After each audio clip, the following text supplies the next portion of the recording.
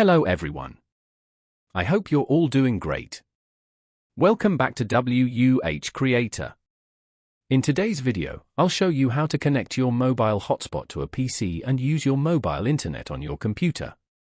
This method is simple, quick, and works on most Windows PCs. So, let's get started.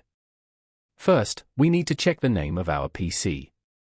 On your computer, right-click on this PC and select Properties.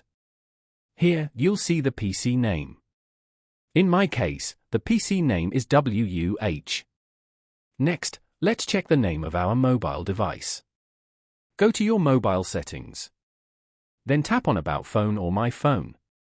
Here, you'll see your mobile name. My device name is TechnoSpark20.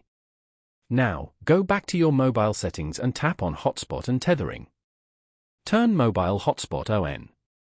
After enabling the hotspot, move to your PC.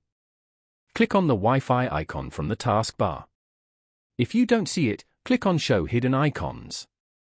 Then right-click the Wi-Fi icon and select Open Network and Internet Settings. Now, click on Show Available Networks. Here, you'll see your mobile device listed. In my case, TechnoSpark20 is visible. Click on your mobile network. And then select Connect. At this point, your PC will ask for a password.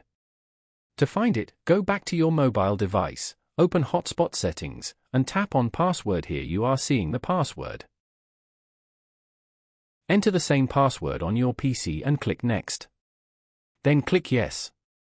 Now, the verification process will start. Once it's completed, you'll see that your PC is successfully connected to the mobile hotspot. You are seeing it's been connected. To confirm the connection, go back to your mobile and open Connected Devices or Connection Management. Here, you'll see WUH listed, which means your PC is connected. And that's it. Your PC is now using the internet from your mobile device. I hope you found this video helpful.